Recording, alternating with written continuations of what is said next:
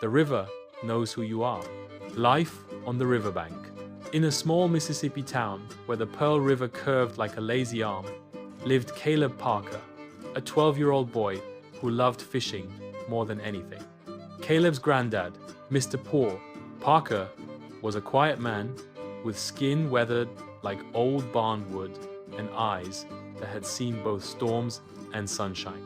Every Saturday, they took the same route to their fishing spot through the willow grove, down the muddy trail, and out onto the wooden dock that had stood for 50 years. One Saturday morning, Caleb skipped ahead, tackle box swinging, while his granddad trailed behind. That's when Caleb spotted something wedged between two planks of the dock. It was a wallet, swollen with cash, the quiet choice. Caleb's heart thumped. He'd been saving for a brand new fishing rod, but this was more money than he'd ever held in his life. He glanced over his shoulder.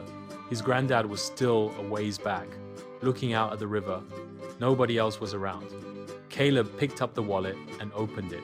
Inside was a driver's license with a name he didn't recognize. Earl McKinney. The river gurgled softly under the dock, as if waiting for his decision. Granddad's lesson. When Mr. Parker reached him, Caleb's hand was still tight around the wallet. "Find something?" his granddad asked, glancing at the bulge in Caleb's hand. Caleb hesitated. "Yeah, it's got a lot of money in it." Mr. Parker didn't smile or frown. He just looked out at the river and said, "Funny thing about this river, it remembers what you throw in it. Might be a rock, might be your word. It all comes back one day." Doing the right thing. Caleb stared at the water, imagining himself tossing the wallet in, taking the money, and walking away. No one would know. But then he thought of what his granddad said and how it would feel if his own wallet had gone missing.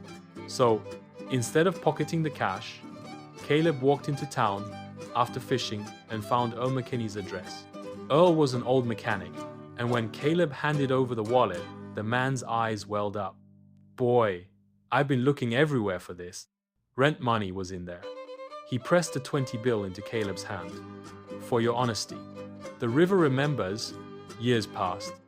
Caleb grew up, went to college, and came back to run a small bait shop by the river. One summer afternoon, a stranger came in, a man in his 30s who had just moved to town. He was short on change for a fishing license. Caleb smiled and waved it off, telling him to pay later. 2 days later, the man returned, paid in full, and left a brand new fishing rod behind with a note.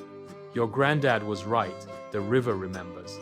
Caleb took the rod down to the old dock, sat under the same sun, and felt the Pearl River's current rolling beneath him. And sure enough, it felt like the river knew exactly who he was. Moral of the story: your true character shows when no one's watching.